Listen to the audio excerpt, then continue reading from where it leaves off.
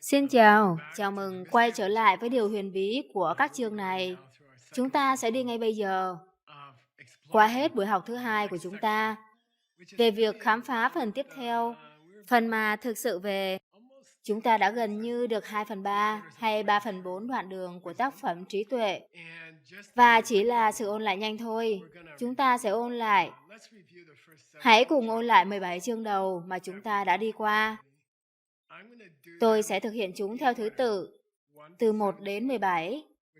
Đây không phải là điều mà Ngài Dalai Lama làm, bởi vì nếu các bạn thực hiện chúng theo thứ tự, thì sẽ khó để nhìn thấy bất kỳ khuôn mẫu nào, hoặc tại sao Ngài Nagarjuna lại đi qua các chương theo thứ tự đó. Đó là thử thách lớn của chúng tôi dành cho các bạn. Chúng tôi đang thử thách những người tham dự mới trong chương này để chia ra thành nhiều nhóm nhỏ và trình bày một logic cho những chương này.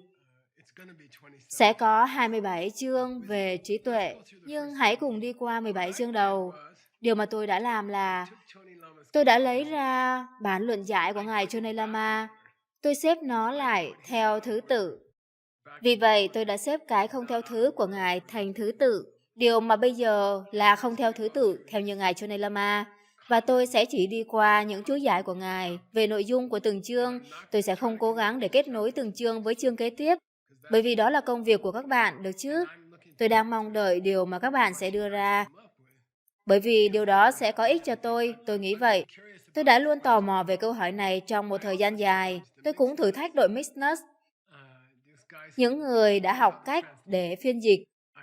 Tôi thử thách các bạn đọc qua cơ sở dữ liệu ALL của thầy John Freddy, đặc biệt là phần Madhyamaka về Gesundum, về các tác phẩm Tây Tạng bản địa. Và tôi thử thách các bạn đọc qua và tìm ra giải thích của ai đó về tại sao các chương này. Tôi đang đoán một người nào đó, chẳng hạn như vị học giả vĩ đại Mongol. Tôi đang đoán hoặc một trong những kiểu như vậy, họ là những kiểu người mà sẽ có một phần giải thích. Nhưng tôi thử thách các bạn tìm nó riêng ra và đừng chia sẻ nó với các nhóm. Được rồi, nhưng các bạn cũng có thể trình bày nó. Chương đầu tiên được gọi là Prachaya Parisa, điều mà có nghĩa là một sự nghiên cứu về các điều kiện. Ngài không nói nhân quả. Ngài nói một sự nghiên cứu về Khen, về các điều kiện cho mọi thứ. Ngài Dalai Lama chứng minh cho chương này là đúng bằng việc nói rằng chúng ta phải chỉ ra nếu chúng ta đang chứng minh rằng mọi thứ không phải là chính chúng, thì công việc đầu tiên của chúng ta là chứng minh cách mà chúng không thể bắt đầu từ chính chúng. Được rồi, tôi sẽ nói lại một lần nữa. Nếu mục tiêu của chúng ta về toàn bộ cuốn sách được gọi là trí tuệ này là để chứng minh rằng mọi thứ không phải là chính chúng, hoặc các bạn có thể nói là tính không, vậy thì công việc đầu tiên chúng ta phải làm là khám phá cách mà chúng lần đầu tiên bắt đầu như thế nào mà không bắt đầu từ chính chúng, hiểu chứ? Nên Ngài nói do đó, Nagarjuna như chương đầu tiên đã viết cái chương được gọi là một sự nghiên cứu về các điều kiện mà đã giúp mọi thứ bắt đầu. Vậy là chúng ta có vài logic cho chương đầu tiên, sau đó nó tách ra. Bây giờ chúng ta đi qua chương thứ hai. Nhân tiện, đây là một hình ảnh cho các bạn. Tôi cố gắng đưa cho các bạn một hình ảnh mỗi lần để cố gắng nhớ ý tưởng đó. Cá nhân tôi thấy nó là một thực hành tuyệt vời. Nếu tôi muốn nhớ bài giảng mà tôi đã nhận được hôm nay hay hôm qua, tôi chỉ cần đi qua các bức ảnh và thử thách bản thân để nhớ nó là về điều gì. Vậy khi các bạn nhìn thấy những chú mầm nhỏ này bung lên ra khỏi các hạt giống, các bạn sẽ tự nghĩ rằng, chương đầu tiên về các điều kiện. Các điều kiện này là gì? Tôi muốn các bạn nghĩ như thế, được chứ? Vì vậy, tôi sẽ cho các bạn các bức ảnh, các hình ảnh, và tôi muốn các bạn kết nối chúng trong ý nghĩ. Có một truyền thống trong dòng truyền thừa này rằng khi các bạn học một chủ đề, các bạn sẽ ôn lại nó ít nhất 2 lần sau lớp học. Lý tưởng là 1 lần vào ngày học, và lý tưởng là 1 lần vào ngày tiếp theo hoặc 2 ngày sau. Vậy nên, cá nhân tôi nghĩ rằng nó là một ý tưởng tuyệt vời để thực hiện bài ôn tập được yêu cầu theo truyền thống của dòng truyền thừa của các bạn. Chỉ bằng việc nhìn vào các bức ảnh, Hãy hiểu các bức ảnh, hiểu các hình ảnh. Tôi thích làm điều đó. Cá nhân tôi tự làm bữa sáng cho mình và tôi đặt các hình ảnh xuống cái bàn và tôi cho đầy thức ăn vào miệng và tôi uống cà phê của mình và tôi cố gắng nhớ bức ảnh này là về điều gì. Và đối với tôi, nó là một bữa sáng rất thú vị. Nó thì kiểu như là bữa ăn sáng Pháp. Có một... Vâng. Và nhân tiện, phần giải thích này về điều mà chương đầu tiên nói về kéo dài vào trong chương đầu. Ngài thậm chí còn không đưa nó cho các bạn ngay từ đầu. Tôi đã đi và lấy chúng cho các bạn. Được rồi, chương thứ hai. Sẵn đây, một bài thơ mà các bạn phải nhớ từ chương đầu tiên. Tôi sẽ đọc nó bằng tiếng Sanskrit, bởi vì tiếng Sanskrit của tôi thì không tốt bằng tiếng Tây Tạng của tôi. Và tôi thích những cái cớ để cố gắng làm cho nó tốt hơn.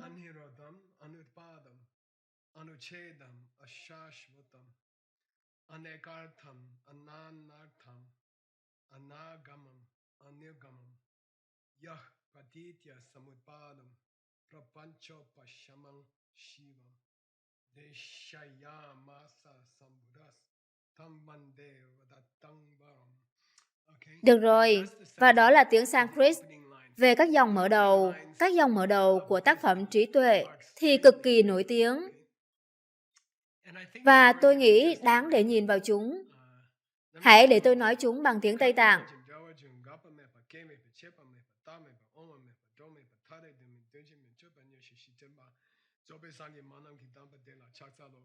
Rất nổi tiếng, chúng tôi phải trì tụng nó mọi lúc ở tu viện. Tiếng Anh. Con xin đảnh lễ trước những người thầy tối cao, trước đấng toàn giác, người dạy chúng con đạt được sự bình an đó, nơi mà các vọng tưởng của chúng con về cách mà mọi thứ tồn tại được tịnh hóa hoàn toàn. Con xin đảnh lễ trước người đã dạy chúng con rằng mọi thứ xảy ra trong sự phụ thuộc, không có gì kết thúc và không có gì bắt đầu, không có gì dừng lại, nhưng cũng không có gì từng tồn tại mãi mãi, không có gì đến và không có gì đi, không có hai thứ nào là khác nhau, cũng không có bất kỳ hai thứ nào là giống nhau. Đó là bài thơ mở đầu của tác phẩm trí tuệ. Rất quyền năng. Ngài Choni Lama giải thích bài thơ nổi tiếng đó trong 8 phần. Ngài nói, bài thơ này là về điều tốt đẹp nhất mà Đức Phật đã từng làm, điều mà dạy chúng ta về duyên khởi. Được chứ? Và sau đó chỉ ra cách nó là tính không như thế nào. Vì vậy, các ngài luôn dạy nó theo cách này. Lời ca tụng nổi tiếng của ngài Tsongkhapa về Đức Phật thì được gọi là một lời ca tụng về duyên khởi.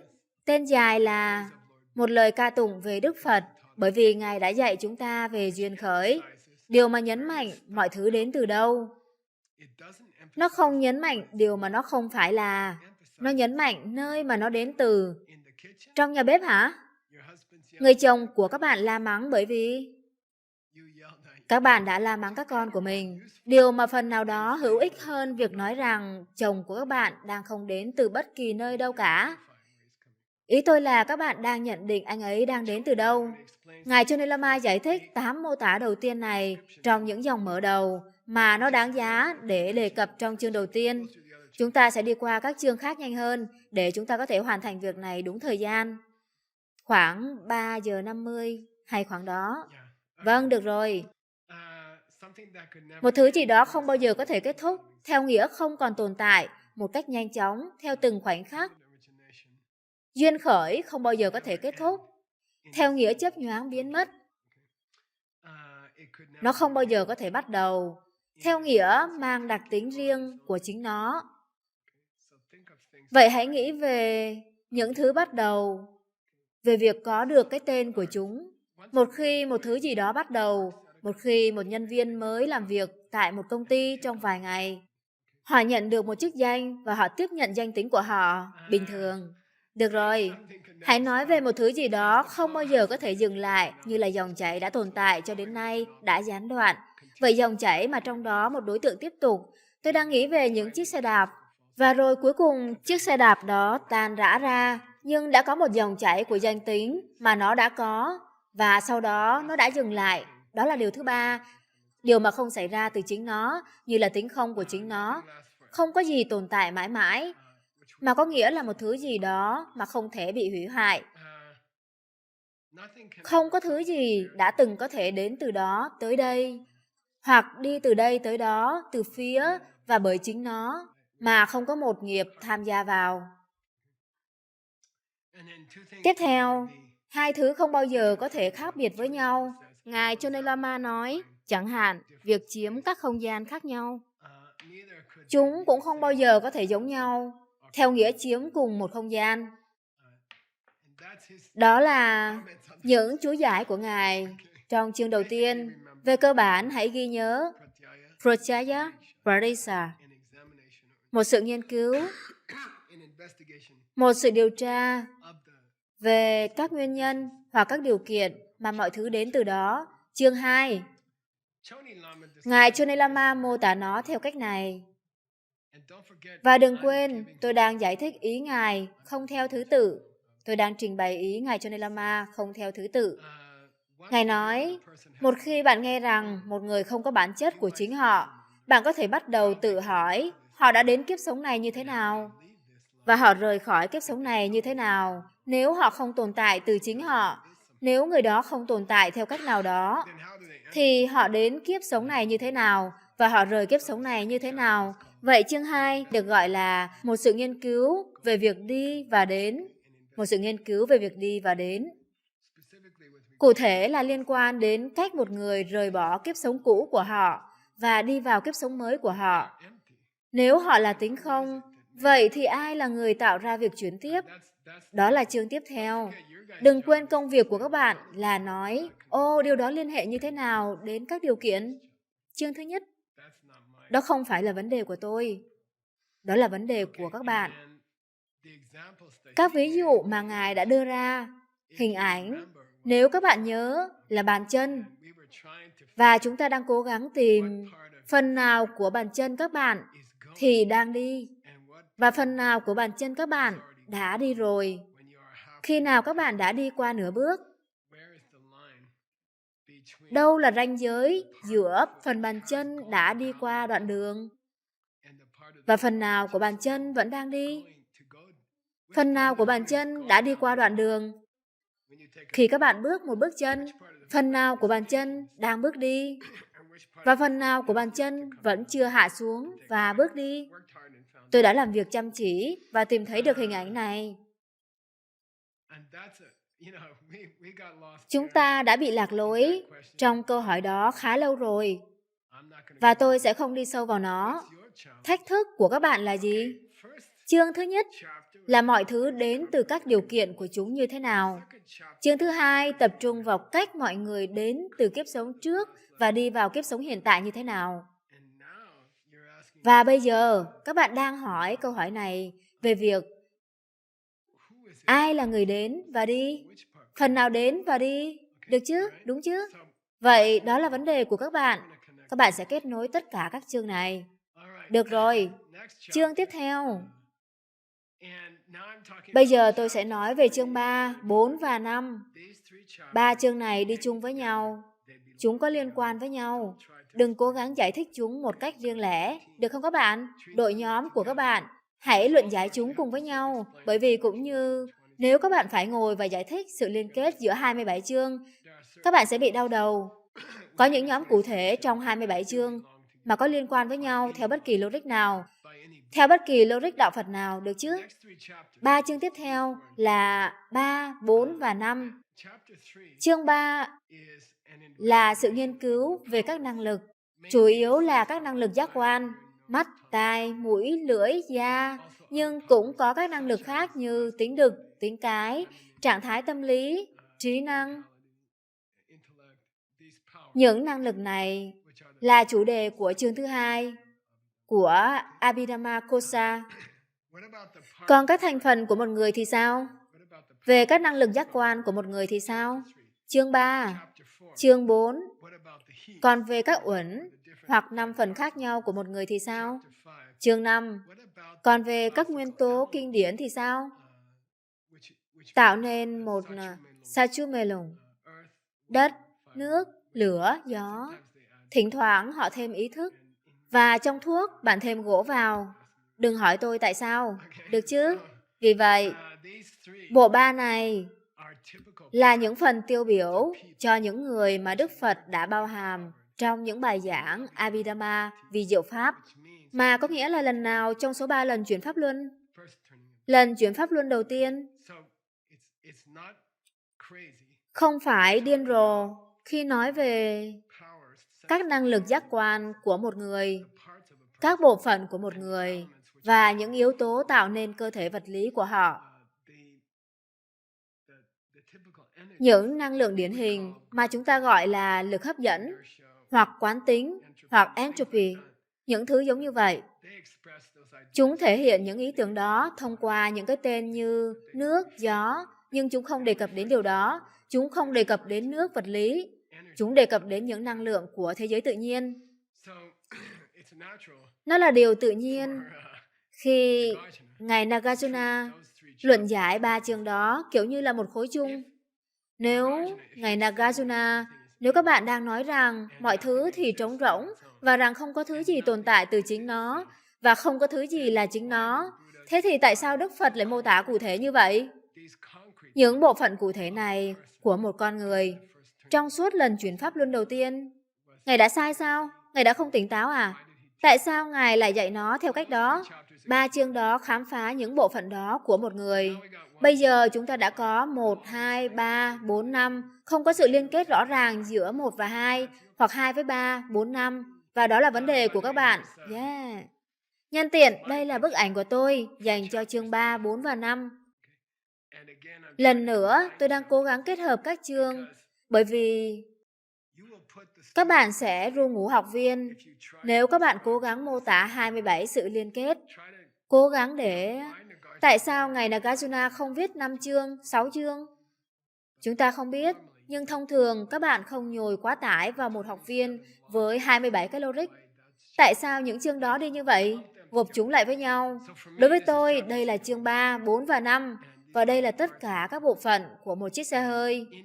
Về việc mô tả các bộ phận của một con người, Đức Phật ngụ ý rằng mọi người là chính họ, được chứ? Và Ngài rất cụ thể về điều đó. Các phần của một con người thì rất cơ bản. Chúng rất hữu hình. Các bạn có những cảm giác, các bạn có sự phân biệt, các bạn có cơ thể vật lý, các bạn có sự nhận thức. Đây là những phần cơ bản của một con người. Đức Phật chưa bao giờ nói khi mô tả 3 loại bộ phận đó trong 3 chương đó. Ngài chưa bao giờ nói con người kết quả không tồn tại. Ngài chưa bao giờ nói điều đó. Vì vậy điều đó tự nhiên đến. Ngài Nagarjuna, đừng quên, Ngài ấy đang ở đường ranh giới giữa tiểu thừa và đại thừa. Ngài ở ranh giới của tiểu thừa, đang thay đổi sang đại thừa. Được chứ? Thông qua trung đạo. Vì vậy, Ngài là người đang đứng ở cuối của giai đoạn Abhidhamma và đang đứng ở điểm bắt đầu của giai đoạn trung đạo. Ngài là cột mốc quan trọng. Ngài là người nơi mà chúng ta chuyển đổi từ Abhidhamma thành trung đạo. Ngài là người đã làm điều đó.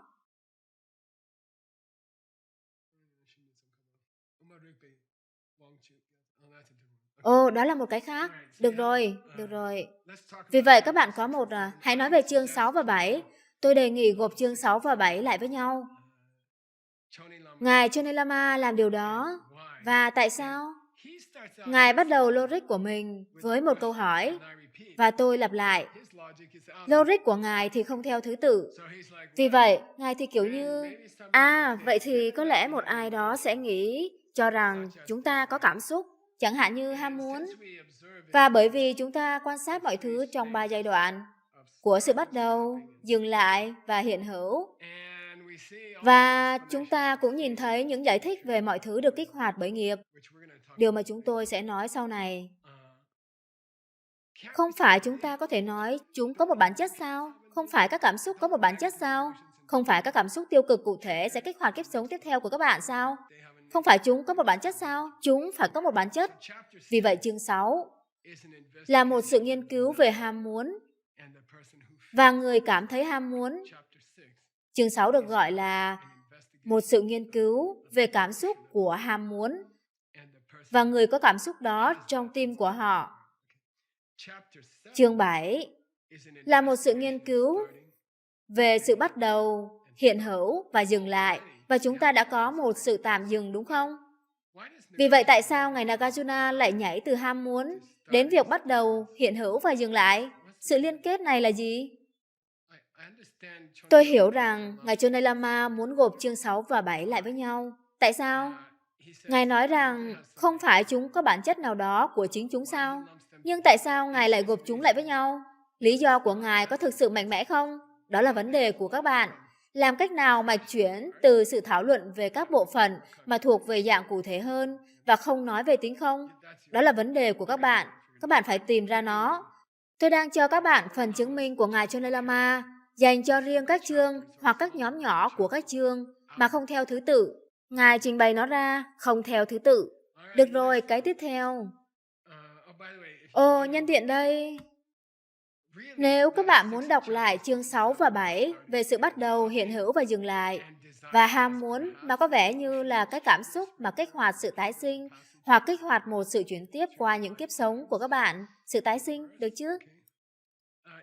Ngài đang nói về những người thực hiện. Khi các bạn cho rằng Đức Phật, khi các bạn phủ nhận rằng khi Đức Phật dạy về các thứ theo các bộ phận, giống như các nguyên tố mà tạo nên cơ thể vật lý của tôi, rằng Ngài đang không nói. Vì vậy, chúng đến từ chính chúng. Còn sự tương tác giữa các phần thì sao? Còn nhân và quả thì sao? Còn những người thực hiện thì sao? Còn anh chàng cầm cây gậy bida đánh vào quả bóng bida thì sao? Điều đó cũng không thật, đúng không? Làm sao mà một anh chàng với ngón tay cái và bàn tay không thật có thể cầm cái cây và làm cho một quả bóng lăn ngang qua bàn bida? Làm sao có thể như vậy? Đó là câu hỏi xuất hiện tiếp theo. Được rồi, chương 8. Chương 8 được gọi là một sự nghiên cứu về những người thực hiện và những hành động. Và tôi đoán nó khá rõ ràng về sự kết nối giữa chương trước. Nếu ham muốn là thứ quăng các bạn vào kiếp sống tiếp theo, và sau đó các bạn thể hiện sự bắt đầu, hiện hữu và dừng lại ở kiếp sống tiếp theo, thì không phải chúng ta nên thảo luận rằng ham muốn là một tác nhân khiến cho mọi thứ xảy ra hay sao? Anh chàng mà khiến mọi thứ xảy ra. Vì vậy chương 8, tôi xin lỗi, chương 8, một sự nghiên cứu về những người thực hiện và những hành động, những người thực hiện và những việc họ thực hiện. Đây là cách Ngài Chonai Lama giới thiệu chương 8 theo các phần. Một khi họ nghe rằng một người không có bản chất của riêng họ, ai đó có thể bắt đầu tự hỏi, làm thế nào mà một người như vậy lại đến với kiếp sống này từ một kiếp sống khác? Và làm thế nào họ đã đến kiếp sống khác từ kiếp sống này? Tại thời điểm đó, các bạn cũng có thể thắc mắc về việc nếu đó là do nghiệp đã khiến cho họ thực hiện cuộc hành trình đó, vậy thì làm thế nào các bạn có thể tạo nghiệp nếu không có ai để tạo nghiệp? Nhưng các bạn biết đấy, các bạn sẽ phải nghiên cứu những người thực hiện và những hành động mà có nghĩa là nghiệp. Ai tạo ra nghiệp? Và nghiệp là gì? Nếu không có ai tồn tại.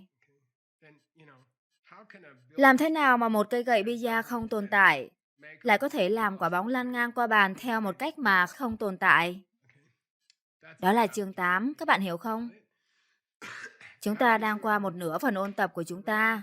Chúng ta đang đúng giờ. Có lẽ thế. Vì vậy, ý tưởng này của chương 8 về việc đi qua từ một kiếp sống này sang một kiếp sống khác, tôi thích bức ảnh này. Đây là Santi, thành viên mới nhất tăng đoàn của chúng tôi, được Patrick Cowes và vợ của anh ấy, Paul, sinh ra ở Guadalajara. Tuần trước tôi nghĩ vậy. Thật ra là ngày đầu năm mới, chúng ta luôn có thể ghi nhớ. Tôi hy vọng người cha mẹ ấy có thể ghi nhớ. Một. Được chưa các bạn? Làm cách nào đứa trẻ này đến với thế giới này? Làm cách nào họ đến từ kiếp sống trước? Ai đã đi và đã đến? Và những sức mạnh đó là gì? Những tác nhân đó hoặc sức mạnh gì đã đẩy họ đến kiếp sống tiếp theo và tạo ra hành động đó? Những sức mạnh đó là gì? Chương 8. Sự liên kết giữa chương 7 và 8. Đó là vấn đề của các bạn. Tôi chỉ mô tả các chương. Chương 9 lại không theo thứ tự. Tôi đang đưa chúng ra không theo thứ tự như thứ tự của ngài Dalai Lama, nhưng tôi sẽ theo thứ tự của ngài Nagarjuna, điều mà ngài có thể đã sợ mà không làm, phải không nhỉ? Ngài thậm chí đã không thử và đặt chúng theo thứ tự. Ngài đã ăn gian và không đặt chúng theo thứ tự. Vì vậy, đó là việc của các bạn. Đây là phần chứng minh của Ngài cho chương 9. Một khi họ đã nghe một bài thuyết trình về cách những người thực hiện hành động, những người thực hiện nghiệp không có bản chất của chính họ, thì khán giả có lẽ bắt đầu nghĩ có lẽ không bao giờ có bất cứ ai đã tái sinh. Ai đã tái sinh? Nếu Santi đã không ở đây, trước khi Santi được sinh ra, ai đã nhận sự tái sinh của Santi? Điều đó có nghĩa là phải đã có ai đó trước Santi, người mà đã là Santi để nhận sự tái sinh của Santi. Ai đã ở đó trước đó? Ai đã ở đó trước một hành động được thực hiện? Được chứ? Đó là chủ đề của chương 9. Chúng ta có một bức ảnh ở đây. Vâng, tôi thích nó. Đây là một bức ảnh của một cái cây. Tôi đã mua 3 cây đào cho quán cà phê cây đào. Tôi và Stanley và Alison từ Thẩm Quyến, Trung Quốc đã trồng 2 cây trong số chúng tại quán cà phê. Sau đó tôi đã nghĩ tôi sẽ trồng một cái cây tại nhà của tôi để làm vợ tôi hạnh phúc. Và đây là cái cây ở nhà tôi.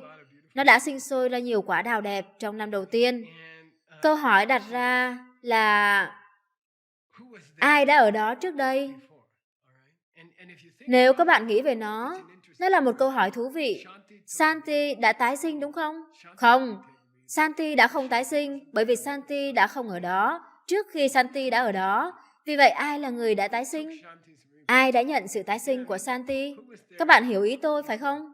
Ai đã ở đó trước đó? Ai đã ở đó trước cái cây ở đó để trồng cái cây? Cái cây là bằng chứng rằng ai đó đã ở đó. Nhưng ai đã ở đó? Được rồi, đó là chương nào? Chương 9. Chương 10. Đây là những chú giải không theo thứ tự của ngài Dalai Lama. Chương thứ 10 sau đó, một sự nghiên cứu về lửa và củi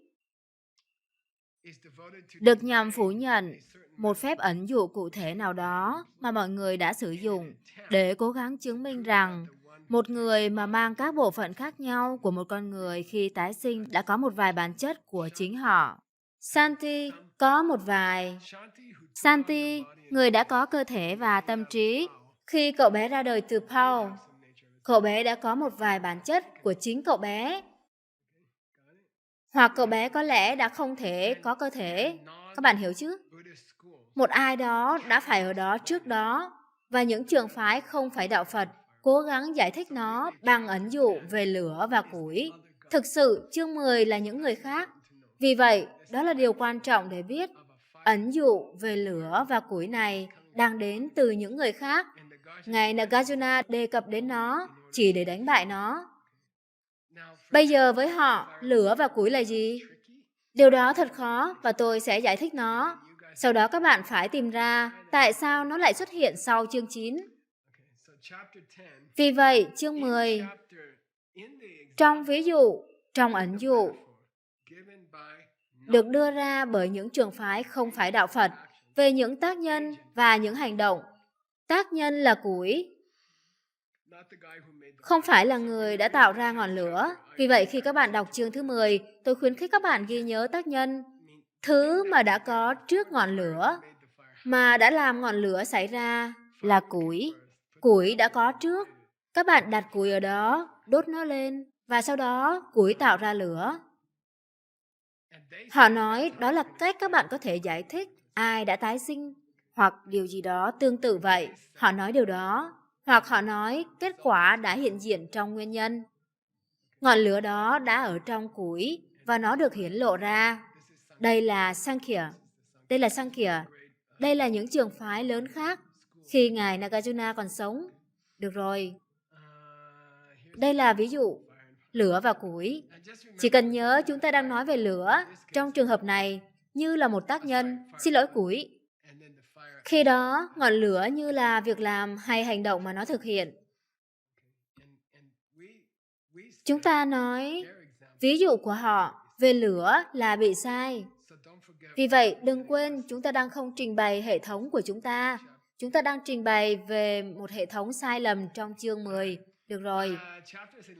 Chương 11 và 12. Nhân tiện, chúng ta chỉ thực hiện 17 chương đầu tiên trong phần ôn tập này, vì đó là phần ôn tập của các chương mà chúng ta đã hoàn thành. Và nếu các bạn tò mò, trong khóa này, chúng ta sẽ hoàn thành chương 18 đến 23. Chương 18 thì tôi tin rằng đó là chương quan trọng nhất của toàn bộ tác phẩm. Và nó cực kỳ nổi tiếng. Đó là chương mà mọi người thích trích dẫn nhiều. Trên thực tế, tôi đã gửi nhóm Mixnus để thực hiện một số thống kê cho tôi. Và vì việc làm tốt đẹp của John Brady, chúng tôi có thể thực hiện các loại phân tích thống kê này. Bởi vì chương trình Golfer cung cấp cho các bạn số lần truy cập chính xác mà các bạn nhận được trong các cài đặt khác nhau. Các bạn có thể thực hiện nghiên cứu tỷ lệ phần trăm, các trích dẫn, chẳng hạn như chương nào trong số các chương này được trích dẫn nhiều nhất. Chúng ta sẽ đến với chương 18, đó là tính không của con người và vạn vật. Chúng ta sẽ kết thúc với chương 23. 19, 20, 21, 22, 23 không quá nổi tiếng. Chương 18 siêu nổi tiếng. Chương 24 siêu nổi tiếng. Các bạn phải đến với bài giảng Nagarjuna cuối cùng vào năm sau, được chứ? Được rồi. Chương 11 và 12. Chương 11 được gọi là một sự nghiên cứu về sự khởi đầu đầu tiên hoặc một sự kết thúc cuối cùng của mọi thứ. Một sự nghiên cứu về việc liệu mọi thứ có một sự khởi đầu đầu tiên hay một sự kết thúc cuối cùng không? Chương 11. Chương 12. Một sự nghiên cứu về việc liệu sự đau khổ được tạo ra bởi chính nó hay bởi một thứ gì đó khác. Thậm chí, chỉ cần cố gắng vẽ ra một mối liên hệ giữa hai điều đó, Ngài Chonei Lama kết hợp chúng lại với nhau. Tôi sẽ nói lại lần nữa. Chương 11, một sự nghiên cứu về việc liệu mọi thứ đã từng bao giờ có một sự khởi đầu đầu tiên và một sự kết thúc cuối cùng hay không. Chương 12, một sự nghiên cứu về việc liệu sự đau khổ đến từ chính nó hay từ một thứ nào đó khác. Có một thứ gì đó khác kích hoạt nó. Sự đau khổ, được chứ? Ngài nói, đây là Ngài Chonei Lama, được chứ? Chúng đến sau chương 10 vì chúng bác bỏ ý tưởng về củi. Hai chương này, 11 và 12, chứng minh rằng ý tưởng củi về tác nhân và hành động là sai lầm. Điều đó đúng như thế nào? Các bạn nên nhớ, từ phần trước chúng ta đã học, vì tôi không nhớ, ý tôi là các bạn sẽ hiểu nó. Bức ảnh ở đây. Đây thực sự là hình ảnh chúng ta đã sử dụng ở phần trước khi chúng ta thảo luận về những ý tưởng này. Các bạn sẽ nêu ra một sự khởi đầu ở đâu và các bạn sẽ nêu ra sự kết thúc ở đâu. Kiếp sống trước kết thúc ở đâu? Kiếp sống hiện tại bắt đầu ở đâu? Giải Ruy-băng bắt đầu ở đâu? Các bạn có thể nói rằng sự ra đời của Santi đã cắt giải Ruy-băng, vạch ranh giới đúng lúc khi cậu bé đã kết thúc kiếp sống quá khứ và bước vào kiếp sống mới của mình. Nhưng giải Ruy-băng đó, theo đạo Phật, nếu nó đại diện cho tâm thức, thì bản thân kiếp sống của chúng ta không có sự khởi đầu và không có sự kết thúc. Chương 13.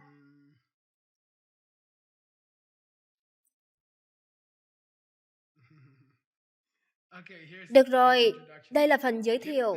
Cho rằng, và một lần nữa Ngài quay trở lại, Ngài kết hợp nó lại với sự ham muốn, cho rằng chúng ta nhìn thấy những cảm xúc, chẳng hạn như sự ham muốn, và cho rằng chúng ta thấy mọi thứ biểu hiện sự bắt đầu, dừng lại và hiện hữu, cũng như các nguyên nhân của những điều này, đó là nghiệp và những người tạo nghiệp. Nếu người ta có thể thực hiện nghiệp, nếu có người tạo nghiệp, vậy thì không phải điều đó có một số bản chất của riêng nó hay sao? Nếu một điều gì đó có thể tạo ra một tác động, nó phải là chính nó, và chúng ta nói rằng không nhất thiết. Nhưng chúng ta sẽ thảo luận về điều đó sau. Và vì vậy, chương 13 là một sự nghiên cứu về các nhân tố. Không phải chúng ta đã có một chương như thế rồi sao? Chương đầu tiên là gì? Đúng. Một sự nghiên cứu về Keng. Đúng. Chúng ta gọi nó là các điều kiện. Và bây giờ chúng ta có một số từ khác, các nhân tố. Sự khác biệt giữa các điều kiện của chương đầu tiên và các nhân tố của chương 13 là gì? Chúng ta phải nghiên cứu nó. Chúng ta phải làm một parisa.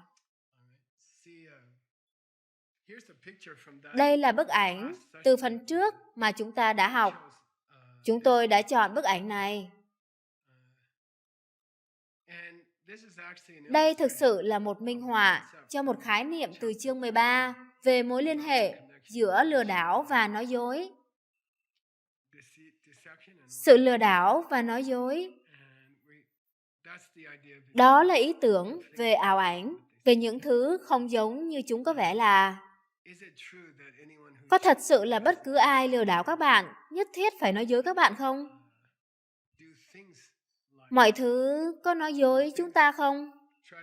Mọi thứ cố gắng thể hiện bản thân chúng là một thứ, và sau đó, một cách bí mật, chúng là một thứ gì đó khác, phải không? Họ có thể ăn cắp những thứ từ chúng ta bằng cách nói dối chúng ta không? Được rồi, đó là câu hỏi. Chương 14 đến 16. Đây là cách Ngài Dalai Lama gộp chúng lại với nhau. Tôi gợi ý các bạn nên gộp chúng lại với nhau, bởi vì 27 là quá nhiều đối với bất kỳ ai. Hãy chỉ cho tôi 10 mối liên hệ. Hãy chỉ cho tôi 12 mối liên hệ. Tại sao một điều nên dẫn đến điều tiếp theo? Ai đó có thể lấy làm bằng chứng rằng cả người và vật đều sở hữu một bản chất riêng của mình, rằng những điều đó có tiếp xúc với nhau. Vì vậy, thực sự rằng chương 14 đến 16 đang nói về ý tưởng quan trọng đó, rằng liệu mọi thứ có thể tiếp xúc với những thứ khác hay không? Nhãn cầu có tiếp xúc với thế giới bên ngoài không? Những màu sắc và những hình dạng, liệu sự nhận thức về những gì các bạn nhìn thấy có tiếp xúc với nhãn cầu không? Bản chất của sự tiếp xúc giữa tâm trí và cơ thể là gì? Bản chất của sự tiếp xúc giữa những thứ vật chất và những thứ vật chất là gì? Bản chất của mọi thứ xúc chạm vào nhau là gì? Đó là chủ đề chung của chương 14 đến 16. Chương 14 được gọi là một sự nghiên cứu về sự tiếp xúc giữa mọi thứ. Chương 15 được gọi là một sự nghiên cứu về bản chất của mọi thứ.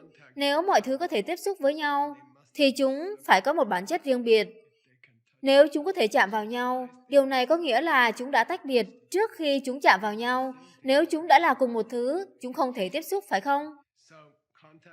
Tiếp xúc dẫn đến sự nghiên cứu về sự tiếp xúc giữa mọi thứ, dẫn đến một sự nghiên cứu về bản chất của mọi thứ, và rồi Ngài nhảy đến. Và Ngài Dalai Lama, chúng gắn kết với nhau một cách tự nhiên.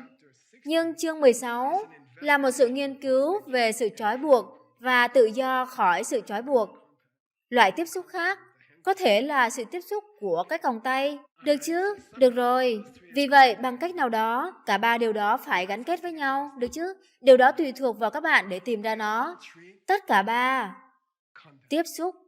Và câu hỏi về sự tiếp xúc là rất quan trọng cho việc hiểu về tính không.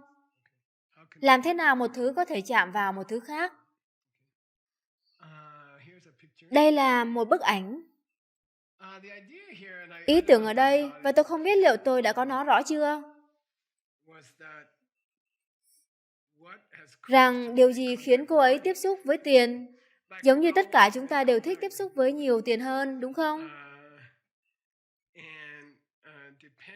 Tùy vào động lực của các bạn có thể tạo ra sự tiếp xúc hoặc không tạo ra sự tiếp xúc. Sự tiếp xúc đang không đến từ những đối tượng khác nhau trong cùng một địa điểm không gian. Tiếp xúc đến từ động lực. Tiếp xúc với tiền đến từ động lực giúp đỡ những người khác. Vậy điều đó có thực sự là tiếp xúc không? Hiểu không? Tiền chạm vào bàn tay của các bạn. Nếu các bạn muốn nó chạm vào bàn tay của những người khác đủ nhiều, không phải bởi vì tiền là giấy và tay của các bạn là da. Các bạn cần nghĩ về điều này. Được rồi, chương 17.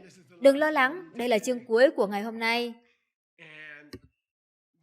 Sau đó, đến lớp kế tiếp, tôi sẽ đi qua các chương 18, 19, 20, 21, 22, 23. 6 chương mà chúng ta sẽ đề cập trong khóa học này. Và chỉ đưa cho các bạn một phần giới thiệu nhanh về chúng. Và sau đó chúng ta sẽ nhảy vào chương đầu tiên, đó là chương 18.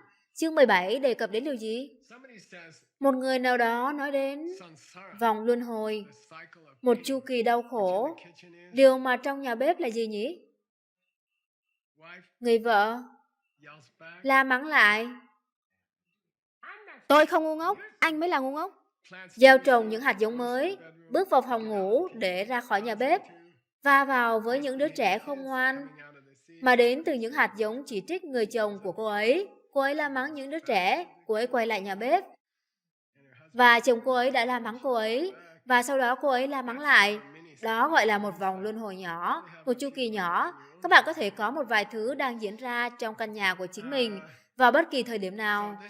Vì vậy, đây là một bài kiểm tra của một sự nghiên cứu về nghiệp và những kết quả của nó. Một người nào đó nói, vòng luân hồi phải có bản chất riêng của nó, và bằng chứng là có một mối liên kết cơ bản. Bây giờ chúng ta đã có một mối liên kết, quay lại với một vài chương vừa rồi. Có một sự liên kết giữa nghiệp và những kết quả của nó. Nó không chỉ là nghiệp giữa da tay của các bạn và tiền. Phải có những mối liên kết sâu hơn diễn ra, giống như giữa nghiệp và những kết quả của nó. Mối liên kết tồn tại ở đâu?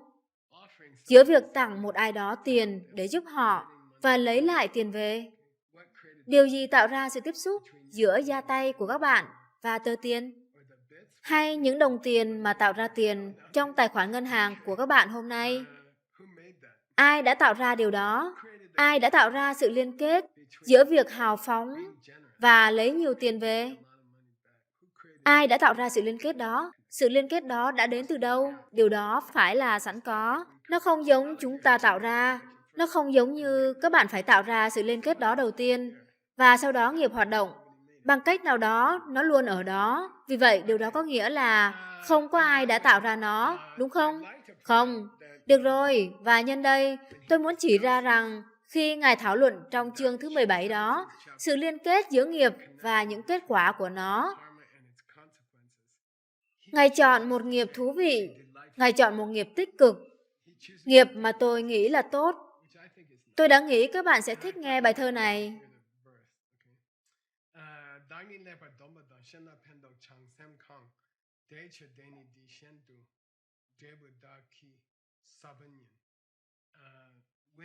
Khi các bạn kiểm soát chính mình, điều mà trong đạo Phật có nghĩa là không làm tổn thương những người khác bằng cách tử tế với những người khác, thực sự yêu thương những người khác.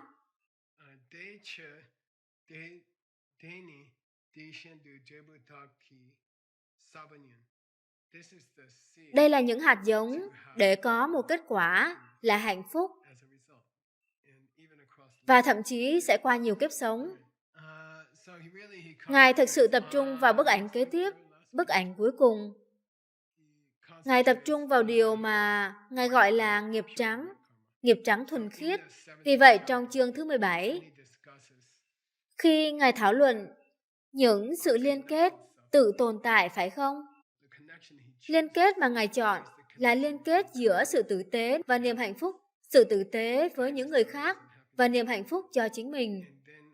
Sau đó, Ngài gọi đó là nghiệp trắng thuần khiết. Ngài muốn biết liệu sự kết nối là giữa sự tử tế với những người khác và niềm hạnh phúc cho chính mình bằng cách nào đó nó là tự nhiên, phải không? Điều mà có nghĩa là tự tồn tại, phải không? Được chứ? Được rồi. Được rồi, vì vậy tôi sẽ để các bạn ở đó. Đó là chương 17 mà chúng ta đã học qua. Tôi nghĩ các bạn cảm nhận được, và tôi chắc chắn cảm thấy cố gắng để dạy nó cho các bạn, rằng có một sự hỗn loạn ở đây. Làm thế nào mỗi chương sẽ nối tiếp vào chương tiếp theo được? Hầu hết các quyển sách về đạo Phật rất cẩn thận